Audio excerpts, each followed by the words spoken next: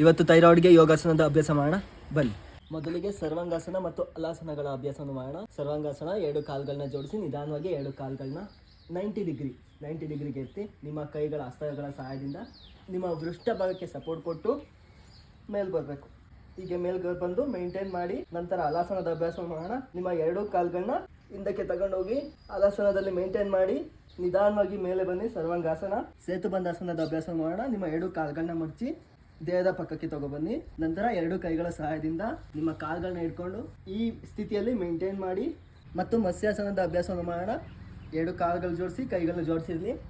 2 ಕೈಗಳನ್ನ ತಲೆಯ ಪಕ್ಕಕ್ಕೆ ತಂದು ನಿಮ್ಮ ತಲೆಯ ಕ್ರೌನ್ ಅಂತ ಕರಿತೀವಿ, ಈ ಭಾಗ ನೆಲಕ್ಕೆ ತಾಕಬೇಕು. ಓಕೆ. ಮತ್ತು ನಿಮ್ಮ 2 ಕೈಗಳ ಹಸ್ತಗಳನ್ನು ನಿಮ್ಮ ತೊಡೆಯ ಮೇಲಿರಿಸಿ ಮೇಂಟೈನ್ ಮಾಡಿ ಮತ್ತು ಉಷ್ಟ್ರಾಸನದ ಅಭ್ಯಾಸವನ್ನು ಮಾಡೋಣ. ಉಷ್ಟ್ರಾಸನ ಅಭ್ಯಾಸ, 2 ಕೈಗಳನ್ನು ಎದೆಯ ನೇರಕ್ಕೆ ತಂದು ನಿಧಾನವಾಗಿ ನಿಮ್ಮ ಬಾರಿ ಎಡಗೈಯಿಂದ ಎಡಗಾಲಿನ ಮಣಿಕಟ್ಟು ಮೈಂಟೈನ್ ಮಾಡಿ ಮತ್ತು ಮಾರ್ಜರಿ ಆಸನದ ಅಭ್ಯಾಸವನ್ನು ಮಾಡಿ 2 ಕೈಗಳನ್ನ ಮಂಡಿಯಿಂದ ಮುಂದೆ ತಗೊಂಡು 1 ಕೈಯಷ್ಟು ಗ್ಯಾಪ್ನ ತಗೊಳ್ಳಿ. ಈ ರೀತಿ 2 ಕೈಗಳ ನಡುವೆ ನಿಮ್ಮ ಭುಜದಷ್ಟು ಅಂತರ ಇರಲಿ. ಮೊದಲನೇದು ನಿಮ್ಮ ಬೆನ್ನಿನ ಭಾಗನ ಕೆಳಗಡೆ ಮಾಡಿ ಕುತ್ತಿಗೆನ ಮೇಲೆ ಎತ್ತುದು. ಎರಡನೇದು ನಿಮ್ಮ ಬೆನ್ನಿನ ಭಾಗವನ್ನು ಮೇಲೆ ಮಾಡಿ ಕುತ್ತಿಗೆನ ಕೆಳಗಡೆ ಮಾಡೋದು. ಇದನ್ನ ಒಂದು 5 ರಿಂದ 6 ಬಾರಿ ಅಭ್ಯಾಸ ಮಾಡಿ ಮತ್ತು ಈ ರೀತಿ ಭುಜಂಗಾಸನದ ಅಭ್ಯಾಸವನ್ನು ಮಾಡಿ ಥೈರಾಯ್ಡ್ಗೆ ಪ್ರಾಣಾಯಾಮಗಳ ಅಭ್ಯಾಸ ಮಾಡೋಣ. ಮೊದಲನೇದಾಗಿ ಉಜ್ಜಯಿ ಪ್ರಾಣಾಯಾಮ. ನಿಮ್ಮ 2 ಕೈಗಳು ಚಿನ್ಮುದ್ರದಲ್ಲಿರಲಿ. ನಿಧಾನವಾಗಿ ಉಸಿರು ತಗೋತಾ ಉಸಿರು ಬಿಡಬೇಡಿ, ಲಾಕ್ ಮಾಡಿ ಮೇಂಟೈನ್ ಮಾಡಿ ಮತ್ತು ಉಸಿರು ಬಿಡ್ತಾ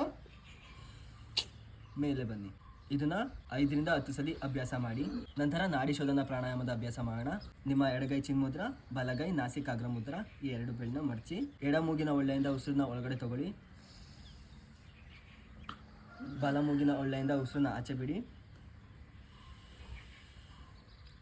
ಬಲ ಮೂಗಿನ ಒಳ್ಳೆಯಿಂದ ಉಸಿರನ್ನ ಒಳಗಡೆ ತಗೊಳ್ಳಿ. ಎಡ ಮೂಗಿನ ಒಳ್ಳೆಯಿಂದ ಉಸಿರನ್ನ ಆಚೆ ಬಿಡಿ.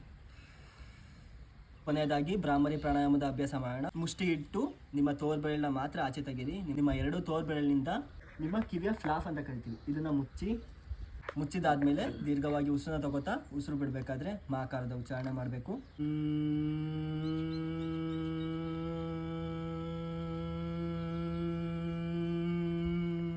ಇದನ್ನು ಕೂಡ 5 ರಿಂದ 10 ಬಾರಿ ಅಭ್ಯಾಸವನ್ನು ಮಾಡಿ. ಈ ಥೈರಾಯ್ಡ್ ಒಂದು ಲೈಫ್ ಸ್ಟೈಲ್ ಇಶ್ಯೂ ಆಯಿತಾ, ಇದಕ್ಕೆ ಒಳ್ಳೆ ಡಯಟ್ ಚಾರ್ಟ್ ನಾನು ಕಲಿಸ್ಕೊಡ್ತೀನಿ. ಯೋಗ, ಈಗ ನಾನು ಏನು ಹೇಳ್ಕೊಟ್ಟಿದ್ದನ್ನು ಅಭ್ಯಾಸ ಮಾಡಿ ನಿದ್ದೆ 7 ಅವರ್ ಸರಿಯಾಗಿ ಮಾಡಬೇಕು ಮತ್ತು ಒಳ್ಳೆ ಲೈಫ್ ಸ್ಟೈಲ್ ಫಾಲೋ ಮಾಡಬೇಕು. ಇದಿಷ್ಟು ಫಾಲೋ ಮಾಡೋದ್ರಿಂದ ನಿಮ್ಮ ಥೈರಾಯ್ಡ್ ಏನಿದೆ ಅದು ಕ್ರಮೇಣ ಕಮ್ಮಿ ಆಗ್ತಾ ಬರುತ್ತೆ. ಈಗ ಹೆಚ್ಚು ವಿಡಿಯೋಗೋಸ್ಕರ ನನ್ನ ಫಾಲೋ ಮಾಡ್ಕೊಳ್ಳಿ, ಯಾಕಂದರೆ ನಿಮ್ಮ ಆರೋಗ್ಯ ನನ್ನ ಆದ್ಯತೆ. ಧನ್ಯವಾದ.